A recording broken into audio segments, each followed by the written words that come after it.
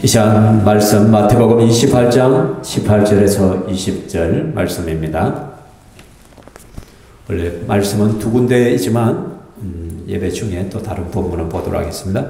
마태복음 28장 18절에서 20절 말씀 제가 봉독해 드립니다.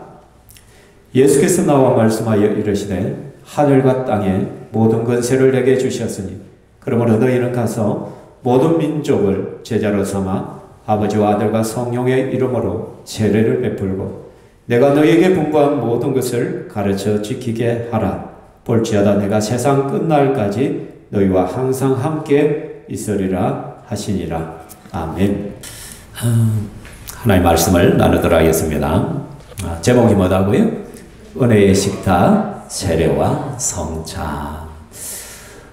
우리나라의 개신교가 전거된 것은 1885년 4월 5일 은도우드와 아펜젤러 선교사가 제물포항으로 들어오는데 여기서부터 본격적으로 기독교 선교가 시작되었다 봐야 됩니다. 그렇다면 지금으로부터 약 140년 전이죠, 그죠? 자, 은도우드와 아펜젤러가 들어오고 또 그 뒤를 이어서 많은 기독교 선교사들이 들어와서 기독교를 전했죠, 그죠? 예수 그리스도의 복음을 전했는데, 그런데 초창기 기독교에서 굉장히 큰 어려움이 하나 있었는데 그게 뭐냐 하면 성례식에 대한 오해였다는 것입니다. 성례라 하면은 세례와 성찬식을 의미하는데 특별히 성찬에 대한 오해 때문에 기독교가 굉장한 핍박과 어려움을 겪었습니다.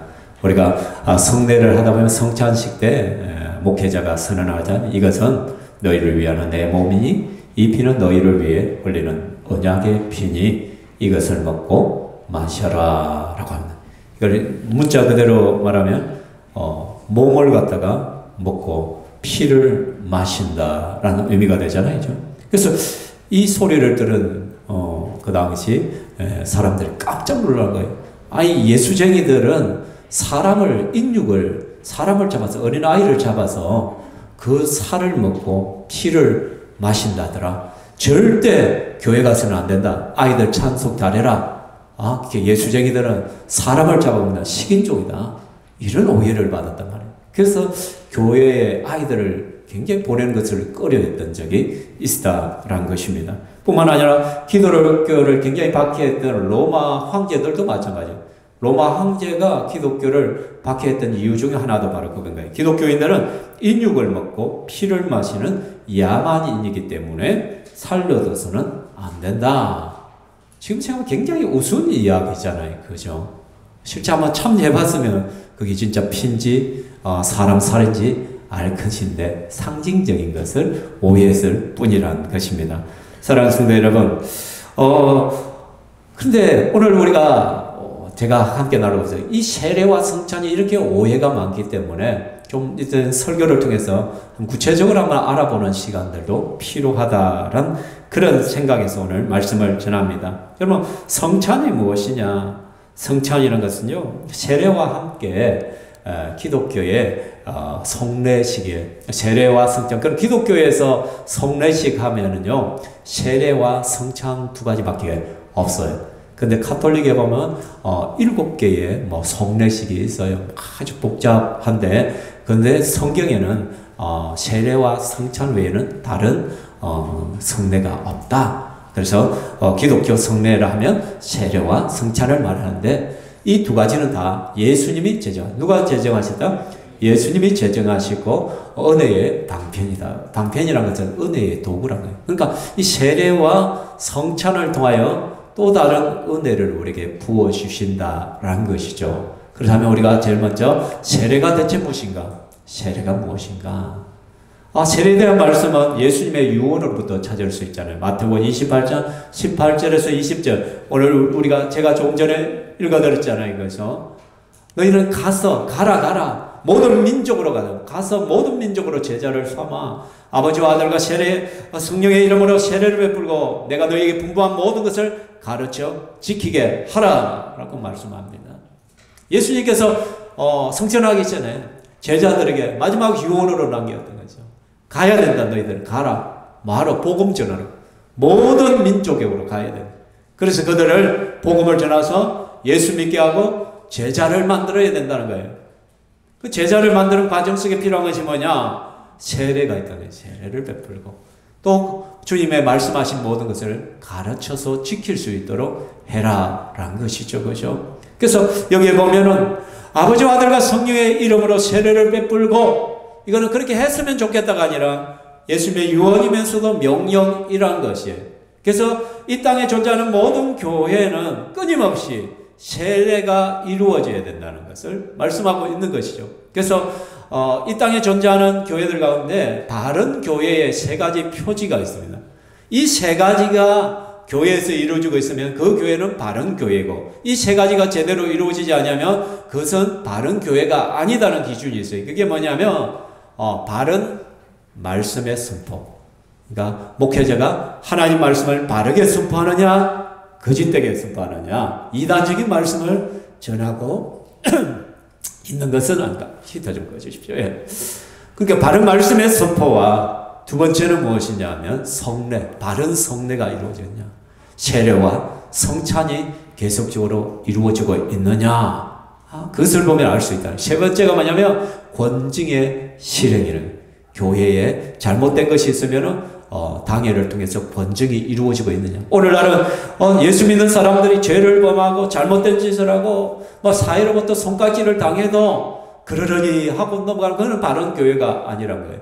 세상에 손가락질 받고 세상에 덕이 되지 못하는 그런 죄악된 일을 할 때는 당회가 권징을 시행해야 된다라는 것이죠. 그 시벌을 통해서 그가 회개할 수 있는 기회를 주고 돌이킬 수 있는 기회를 주고, 또 교회는 하나님의 말씀을 따라 하나님이 통치하는 거룩한 교회임을 드러내야 된다는 것이죠. 자, 그래서 첫 번째 우리가 여기 있는 세례를 이야기하고 있습니다. 세례가 뭐냐? 세례 같이 읽어볼까요? 시작. 세례를 통하여 하나님은 우리에게 구속의 은혜를 인쳐주시고 우리가 영원한 하나님의 자녀됨을 확정해 주신다. 여러분, 인친다는 것은 뭐예요? 도장을 딱 찍어준다는 거예요. 그 세례를 통하여 하나님은 우리가 구속의 은혜, 구원의 은혜를 받은 자임을 도장을 딱 찍어주는 거예요. 시각적으로 보여주는 거예요, 이게. 그래서 성부와 성자와 성령의 이름으로 세례를 주노라, 이렇게 함을 통해서, 또 공식적으로 세례를 받기 전에 서약을 해야 되잖아요. 자기 입으로 신앙을 고백해야 된다는 거예요. 그것을 받고는 교회가 세례를 줌을 통해서 이 사람은 진짜 예수쟁입니다, 이제는 이제 하나님의 백성입니다, 하나님의 자녀입니다, 도장을 탁 끼는. 여러분, 우리 안규리 씨 와이셔츠를 디자인해서 대기업에 협업을 하고 있잖아요. 그때 딱 디자인해서 옷을 만들고는 마지막에 그 회사에서 도장을 딱 찍어야 돼요. 그 도장이 찍는 순간 갑자기 가격이 빵 올라가. 메이커에다가 막 아주 높게 책정이 되어지잖아요. 그죠? 이제 도장이 찍겠다는 건 뭐예요? 이거는 완전히 정품이다, 이제. 이거는 믿을 만한 제품이야. 바로 그거잖아요. 그죠? 그래서 우리가 세례를 받는 것은 이 세례 예식을 통하여 이 사람은 하나님의 구원의 백성입니다. 구원의 은혜를 입은 자입니다. 이 사람은 진짜 예수쟁입니다. 이제 주님을 위하여 살아가는 백성입니다. 이걸 확인시켜 준다는 거예요. 확정해 줍니다. 그리고 이 사람은 하나님의 자녀입니다. 하나님의 자녀입니다. 이것을 확정해 주는 것이라는 거죠. 이해되셨습니까? 그렇다면 또 이 세례가 의미하는 것은 무엇이냐 하면은, 여러분, 이것은요, 세례는요, 다른 의미로 쉽게 말하면 결혼이에요, 결혼. 그죠? 우리가 비유적으로 예수님을 우리의 신랑이라 하잖아요. 그죠? 비유적으로 말할 때 교회가 예수님의 신부잖아. 그죠? 그래서 신랑과 신부가 결혼하는 거예요. 근데 이 교회란 것은 예수 믿는 자들이 한 사람 한 사람 모여서 교회를 이룬다는 거예요. 그래서 이제는 한 사람이 세례를 받는다는 것은 신랑된 예수님과 결혼을 한다는 거예요. 연합이 된다는 거예요. 하나가 된다는 거예요. 그래서 세례는 예수님과의 온전한 연합이요, 교회와의 연합이다 라고 말씀할 수가 있다라는 것이에요. 자, 다시 한번, 세례는 뭐에 비유할 수 있다? 결혼에 비유할 수가 있다. 신랑 대신 예수님과 신부된 내가 결혼하는, 하나 되는 것이다. 연합하는 것이다. 그죠? 그래서, 검은 머리 팥뿌리가 될 때는, 영원토록 함께, 주님과 영원토록 함께하는 그것을 상징한다는 것이죠. 세례는 결혼이다. 그러면 앞으로 또 뒤에서 성찬은 무엇일까요? 성찬은요, 동거에, 결혼 생활에 함께 살아가는 것, 먹고 마시고, 동침하고, 같이 동거하고, 함께 사는 것이 성찬의 의미가 된다는 것이죠. 자, 사랑하는 성도 여러분, 여러분들은 세례에 대해서 많이 배웠을 것입니다. 그런데 세례 전에 우리 학습이라는 것들 있잖아요. 학습은 무엇이냐? 세례 전에 받는 것인데, 학습은 법적으로는 반드시 해야 된다, 그런 것은 없습니다. 다만 세례를 줬는데 무분별하게 세례를 주다 보니까 이 사람이 세례를 받고도 교회를 떠나고 마음대로 살아가는 사람들이 참 많더란 거예요, 한국 교회에서는. 그래서 이거는 좀 문제가 있다. 그래서 한국 교회에서는 그냥 학습의 단계를 한번 두자. 그래서 교회 나온 지 한 6개월 되면은 그 신앙을 점검하고 학습을 주고, 그리고 또 학습을 받고 교회 생활을 잘하면 또 6개월 후에 세례를 주자.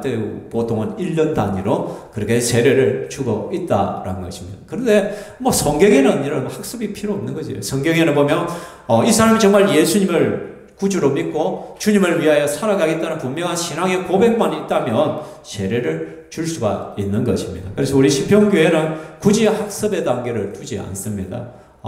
필요하면 하겠지만은 바로 그 사람이 확실한 믿음이 있고 또 교회 나온 지 거의 한 1년 되고까지 간다면은 우리는 줄 수 있고, 또 그 다음에 우리 교회에서는 세례를 받으면 바로 뭐로 연결이 되냐면 생명의 삶 공부로 바로 연결이 됩니다. 생명의 삶과 관련된, 그러면 신앙이 더욱더 확고해져 가기 때문에 세례를 주는 것입니다. 유아 세례는 무엇이냐? 믿는 성도의 가정에서 태어난 아이죠. 그 아이의 부모의 신앙에 근거해서 그 믿음을 바라보면서 그 아이에게 언약적으로 세례를 주는 거예요. 왜? 믿음의 부모는 이제 그 믿음의 자녀로 키워갈 것이란 우리가 그 언약의, 구약의 아브라함의 언약과 구약에 있는 여러 가지 언약들을 보면 그 당사자와 하나님께서 언약을 맺은 것이 당사자뿐만 아니라 그의 후손들에게도 언약을 맺어주시거든요. 그렇죠? 그래서 이 아이가 앞으로 믿음의 가정에서 잘 자라서 그가 믿음으로 세워질 수 있을 것이라는 것을 바라보면서 우리가 유아 세례를 줍니다. 오늘 입교하게 된 정훈이 케이스가 그런 거예요. 정훈이가 2008년 4월 13일인가 유아 세례를 받았거든요. 그래서 그 유아 세례를 받고 이제 자기가 나이가 되어서 자기 스스로가 이제 예수님에 대한 분명한 신앙 고백을 할 때가 되어서 이런 입교의 단계를 거치게 되어진다는 것입니다. 무슨 말인지 이해가 되시죠? 자, 근데 우리가 생각해 보면 세례는 구원을 보장하지 않습니다. 어떤 사람은 세례를 받으면 구원받은 자야, 이렇게 생각. No. 구원에 대한 확증을 지지만은 이 땅에 있는 이 지상에서 하는 이 세례는요, 세례식 완전하지 못해요. 왜냐하면 어떤 사람들은 신앙을 고백하지만 진짜 거기 마음에서 우러난 신앙 고백이 아닐 수도 있단 말이에요. 어떤 환경이나 상황이나 분위기상 그냥 그런 것 같다라고 해서 세례를 받는 경우도 있다는 거예요. 물론 이것은 교회의 책임이죠. 당회가 잘 살펴야 될 의무가 있는 것이죠. 그죠? 그렇기 때문에 눈에 보이는 이 세례 의식이 나의 구원을 100% 확증한다 할 수는 없는 것이죠. 그죠? 세례를 받지 않을지라도 그가 정말 예수님을 나의 구주요, 나의 하나님으로 믿는 자이면은 그 사람은 구원을 받은 것입니다. 오늘 죽어도 천국에서 눈을 뜨는 것이죠. 주로 이런 것들이 언제 일어나요? 여러분, 남자들 군에 가면 뭐해요? 그 세례식을 하잖아요. 아이들을. 요즘 군에서는 가산점이 있거든. 가산점 뭐냐면 휴가를 줍니다. 주일날 종교 활동을 하면은 며칠이 모이면은 휴가 1일을 줍니다. 그렇기 때문에 아이들이 그 휴가 1일을 받으려고 열심히 종교 활동하러 가요. 그래서 제가 우리 신건이한테 물었는데, 야, 주일에 갔는데 예배 어떻게 오늘 목사님이 무슨 말씀을 하게? 그냥 똑같은 말씀이에요. 예. 어떻게 니한테 좀 은혜 되지 않는 말씀. 그냥 애들 휴가 받으려고 오는 애들이 대부분이기 때문에 너무 쉽게 하는 거예요. 그냥 일반적으로 성경 구절 하나 하고 암송시키고 그거 외우기 하고 그러고 주일을 끝난다는 거예요. 기존의 아이들에게는 굉장히 좀 피해를 받는 것이 솔직히 그죠? 자, 그런 것들이 있다 보니까 군중 세례를 받는 거야. 아이들이. 집단 세례들을 막 군에서 받는 경우들이 있단 말이에요. 그래서 우리 남자들 가운데는요, 지금 교회는 안 다니는데 군에서 세례받은 사람들이 상당수 있어요. 아마 군에 갔던 사람 한 3분의 1은 군에서 세례받았을 텐데. 그거 하면 초콜릿 주고, 빵 주고, 뭐 특별한 음식 주고 막 그러니까. 그죠? 이처럼 그렇게 받은 세례는 구원을 확정할 수가 없다는 것이 솔직히죠. 그렇지만 정말 내가 예수님을 믿고 구주로 고백하고 신앙 고백을 해서 세례를 받는 자는 그 사람의 구원의 확정이 되어지겠죠. 그렇죠? 사랑하는 성도 여러분, 그래서 교회는요, 세례받는 숫자가 많아야 됩니다. 아버지와 아들과 성령 이름으로 세례를 베풀고, 이것은 명령입니다. 수평으로 이동해 오는 성도도 뭐 중요하지만 더 교회가 힘써야 될 것은 예수 믿지 않는 자들에게 어쨌든 복음을 전해서 그 사람이 예수님을 믿음으로 고백할 수 있는 자로 세우고, 그래서 세례를 줘야 돼. 그래서 건강한 교회의 표징은 세례가 한 해에 몇 명이 주어졌냐가 굉장히 중요한 관건이라는 거예요. 여러분, 뭐 대형 교회는 가만히 있어도 교인들이 몰려들어요. 그냥 막 수평적으로 막 와요. 왜? 그냥 뭐예요? 익명의 성도로 남으려고 귀찮게 안 하잖아요. 와서 뭐 봉사해라, 뭐 해라, 이것도 좀 하십시오, 예배에 좀 더 참석하십시오, 이런 거 안 해서 그냥 자기 시간 될 때 잠시 갔다가 예배 딱 드리고 쏙 사라져 버리면 너무너무 편하거든. 너무 편하죠. 그러니까 대형교회는 가만히 있어도 그냥 이동해. 그리고 시설도 좋죠. 뭐 여러 환경들이 너무너무 좋으니까 너무 쉬운. 그러니까 작은 교회는 그게 쉽지가 않은 것이죠, 솔직히. 그죠? 그래서 오늘 우리가 우리 교회에서 2명을 세례를 주고 1명이 입교하는 건 굉장히 큰 복입니다. 하나님 앞에 축복입니다. 우리가 코로나 이후로 참 힘들었잖아요. 코로나 때 아이들이 떠나가고 막 그랬는데 지금 3분이 세례와 입교를 받는 교회의 가장 큰 축복이고 기쁨의 시간입니다. 그래서 저는 2025년도에도 많은 분들에게 교회가 세례를 줄 수 있는 그 기쁨의 날들이 자주 올 수 있기를 소망합니다. 아멘. 아멘. 사랑하는 성도 여러분, 그러면 성찬은 무엇인가? 세례가 있다면 성찬은 대체 무엇인가? 성찬에 대한 말씀은요, 고린도전서 11장 23절에서 29절인데 그 일부를 한번 읽어보겠습니다. 같이 한번 읽을까요? 23절 시작. 내가 너희에게 전한 것은 주께 받은 것이니 곧 주 예수께서 잡히시던 밤에 떡을 가지사 축사하시고 떼어 이르시되 이것은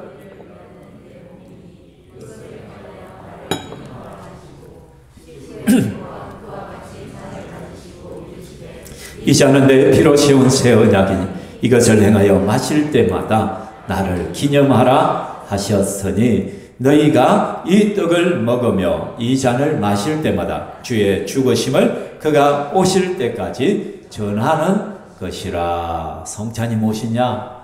성찬은요, 우리 주 예수 그리스도께서 우리를 위하여 베푸시는 은혜의 밥상입니다. 은혜의 잔치상이에요.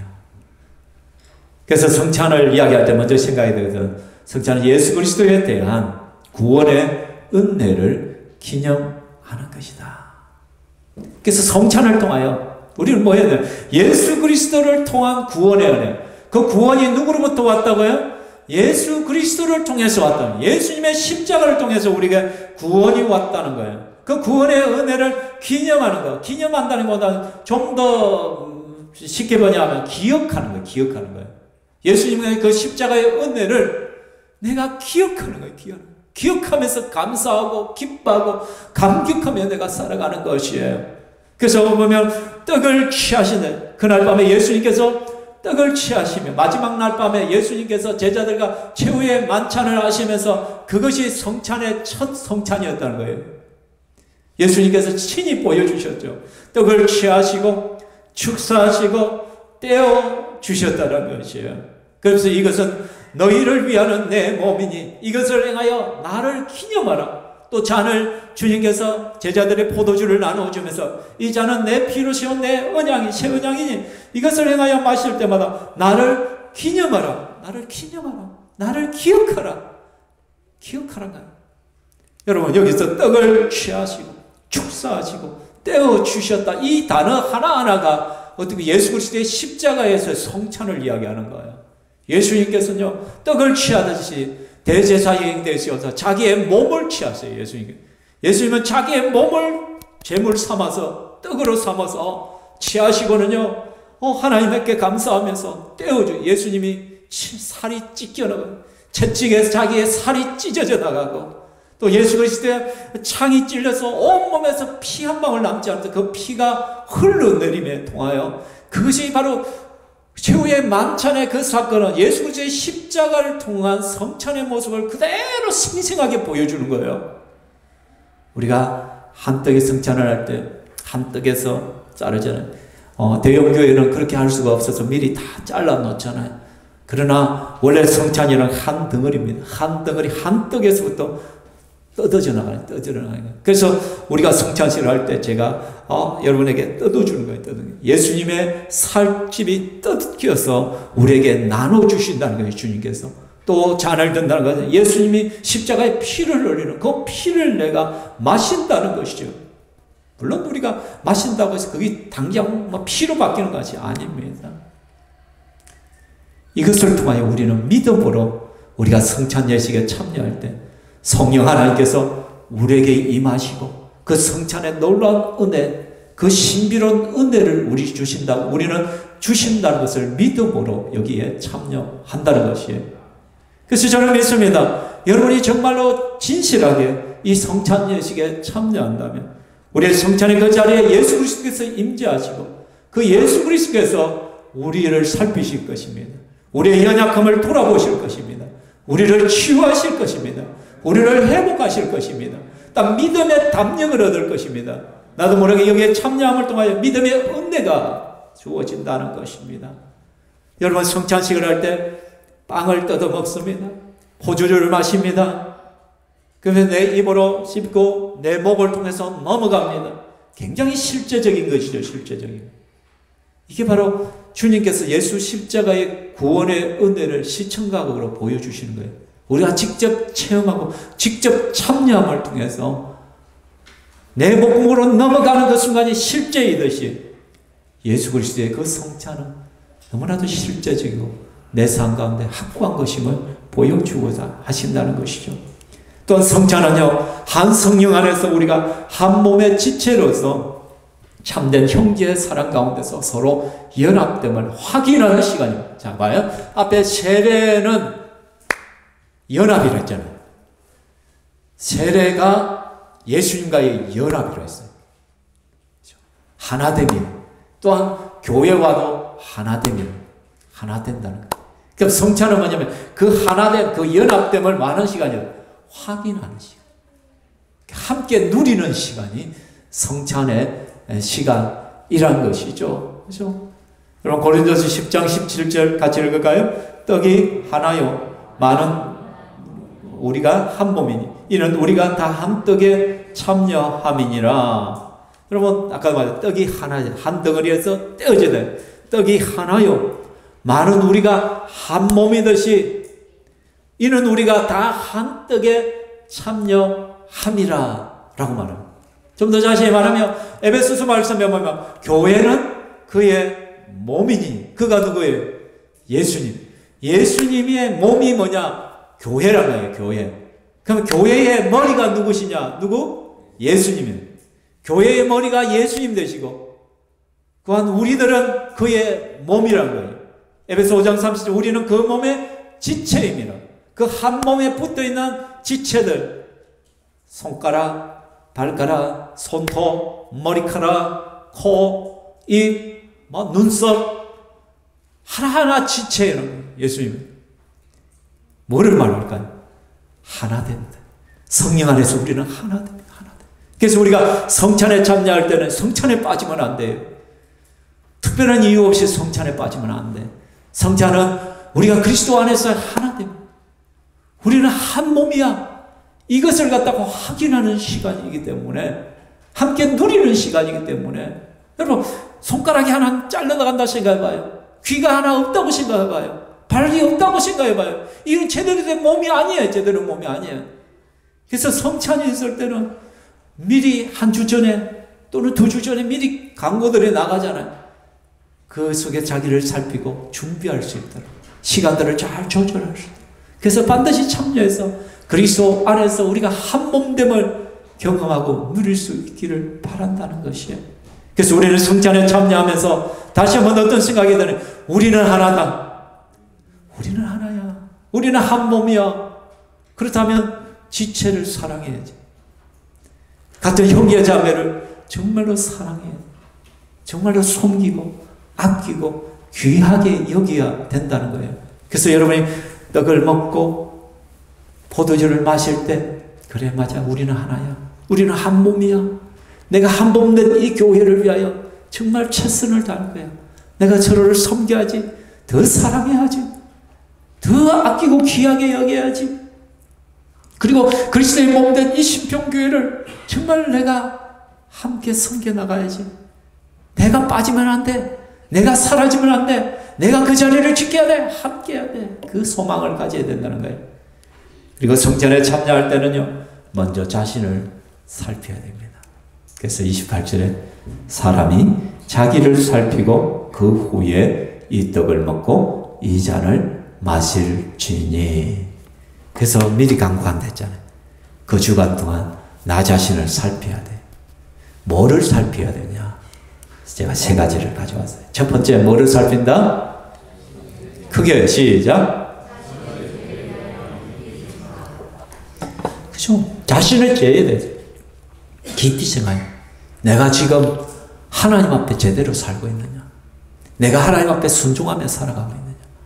진짜 내가 예수쟁이 맞나? 내가 세례받은 사람인데, 나는 죽고 예수로 살기로 작정한 사람인데, 예수님을 나의 주인으로 모시기로 작정했던 사람인데, 내가 정말로 예수님을 나의 주인으로, 나의 왕으로 모시면서 내가 살고 있는가? 자기를 살펴봐야 돼. 나의 예배의 삶은, 나의 기도의 삶은, 나의 섬김의 삶은, 하나님 앞에서 내 자신을 돌아봐야 돼. 나의 윤리적인 것은, 나의 가정생활은, 나의 부부사역은, 나의 자녀와의 관계 속에서 나는 제대로 살고 있느냐. 그래서 그것이 생각나는 하나님 앞에 철저한 회개의 시간을 가져야 된다는 말이에요. 그리고 뭐냐면 하나님의 확실한 약속을 믿는가? 이 예수 그리스도가 나를 위하여 정말 십자가에 피 흘리시고, 이 예수님을 믿음으로 내가 구원을 받고, 그 예수님이 나의 모든 죄 문제를 해결해 줬고, 예수 믿는 자마다 하나님 자녀가 된다. 그 성경의 말씀 약속을, 구원의 약속을 확실하게 내가 믿고 살아가고 있는가를 점검해 봐야 되는 거예요. 마지막으로 나의 모든 삶으로서 하나님께 감사의 삶을 결단해야 돼요. 이러한 내가 은혜를 받은 사람이라면 정말 주님을 기쁘시게 하는 삶을 살아야지. 내가 하나님 앞에 늘 감사하는 삶을 살아야지. 이런 결단이 이 성찬식에 있어야 된다는 거예요. 자기를 살펴야 돼요. 그래서 주의 몸을 분별하지 못하고 먹고 마시는 자는 자기의 죄를 먹고 마시는 것이다. 그래서 이런 부분이 너무나 심각한, 자기 자신을 돌아볼 때 죄각이 많다고 생각할 때는요, 스스로가 성찬에 참여하지 않는 것도 덕이 될 때가 있습니다. 내가 참 제대로 된 내가 회개가 있지 않았다. 하나님 앞에 내가 제대로 이 부분에 내가 꺼림직한 것이 너무 많다는 것. 그럴 때는 내 스스로가 수찬을 정지할 수가 있습니다. 그죠? 그런데요, 그것보다 더 중요한 건 뭐냐? 예수 그리스도의 은혜가 더 크다는 거예요. 예수 그리스도의 용서의 은혜가 더 크다는 거예요.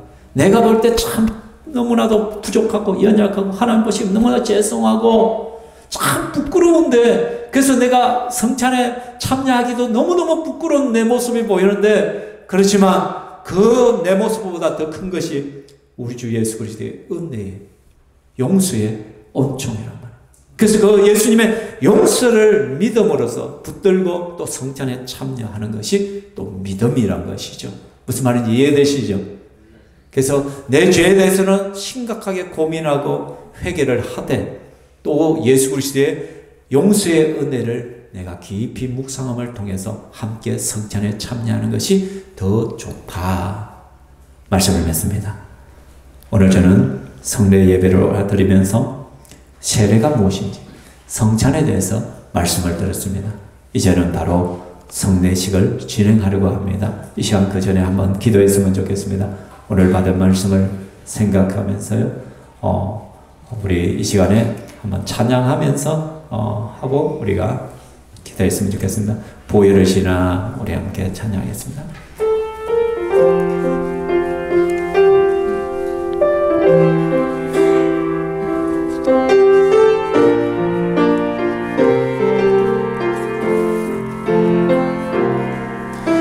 보혈을 지나 하나님 품으로, 보혈을 지나 아버지 품으로, 보혈을 지나 하나님 품으로 한 걸음씩 나가네. 다시 한번 보혈을 지나, 보혈을, 예수님의 보혈을 지나 하나님 품으로, 보혈을 지나 아버지 품으로, 보혈을 지나 하나님 품으로 한 걸음씩 나가네. 정기야 정기한